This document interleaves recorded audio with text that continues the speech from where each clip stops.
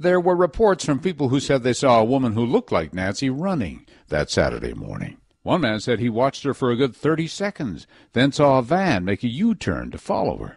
And there were other reports of mysterious vans. Friday night, one sped away from a cul-de-sac with no lights on. Could any of this be tied to her killer? We're not walking away from anything at this point. Everything becomes important.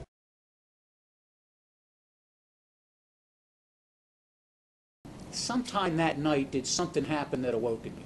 Yes, sir. Our front door slammed and our doorbell went off. Okay. What did you do when that happened? Put on a pair of khaki shorts and rushed down to the door. And what happened then? I flipped on the lights and went outside. Now, when you said you rushed down the steps and opened the door, what did you do then? Well, what happened then? I turned on the lights, rushed outside, and heard some noises over towards the bushes in the cul-de-sac, and then I rushed over that way to see what it was. And I noticed a flash of somebody getting in a van, and they started up the van and sped off down the street. Now, the van that you saw them getting into, did the interior lights ever come on in the van? No, sir. Did the headlights ever come on? No, sir. Can you describe the van at this time? I gave a description that night, but it's 3 years later. I couldn't, other than that it sped all the way down to the stop sign with no lights on, and I trotted after it trying to see the license plate, but I couldn't. Now, after this van sped off, did you call the police? Immediately. And did the police come fairly quickly?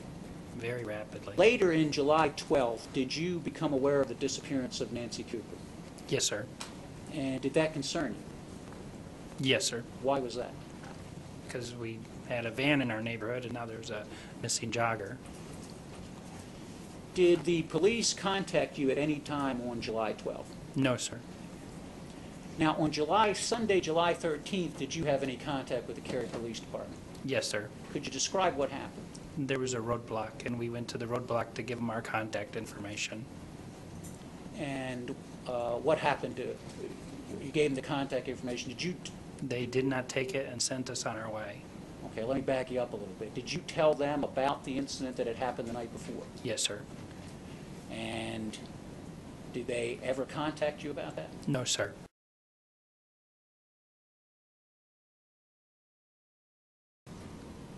Once you crossed over the bridge, what did you see?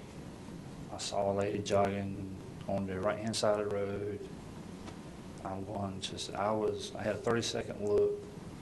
She was on the right-hand side of the road jogging towards the bridge coming up Kildare Farm Road. So can you describe the woman that you saw? She's in her mid-30s. She was wearing a white top, dark shorts. They could have been black or blue.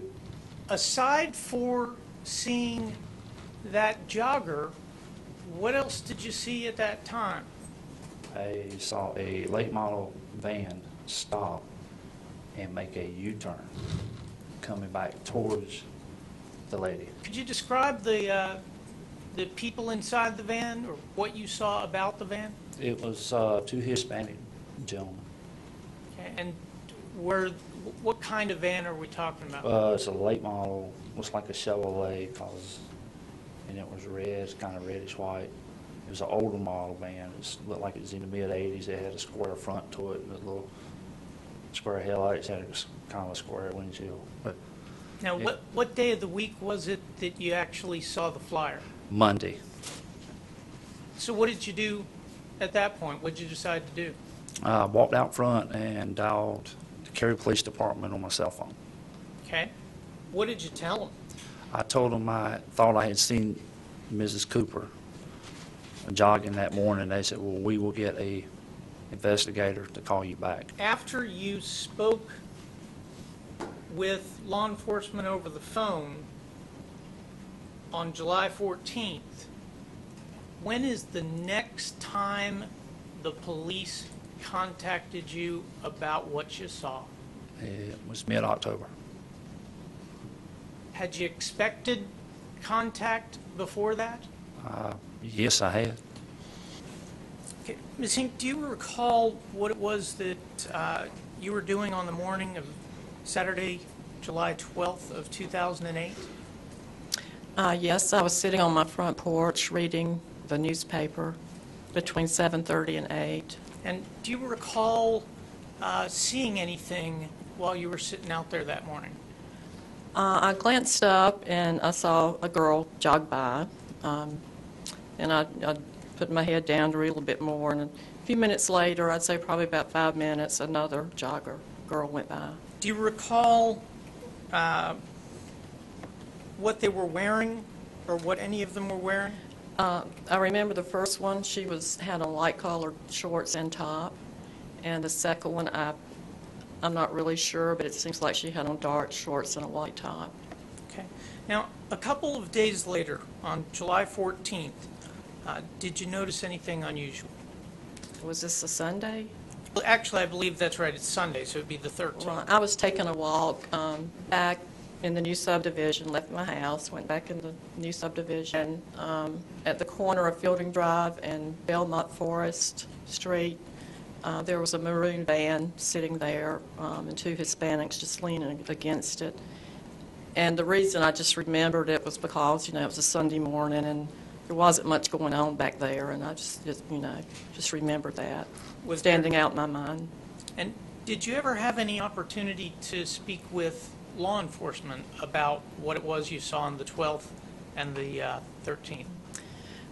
Well, I heard that they were canvassing the neighborhood in the new section, and I had mentioned to my husband, he was gone the weekend, and we heard they'd found her body.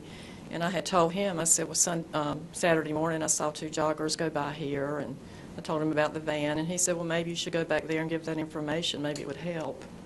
And so I went in the back, and I saw the Cary police going door to door, and I gave my information. What did you tell them? The information about seeing the two girls jogging and the maroon van. And after that, did the police follow up with you on the information you'd provided? No.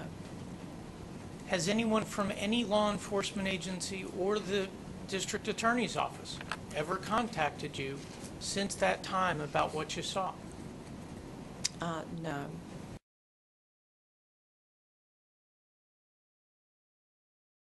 The defense charged that police ignored those possible sightings of Nancy and those mysterious vans for months. The defense was thinking that the jury wasn't listening.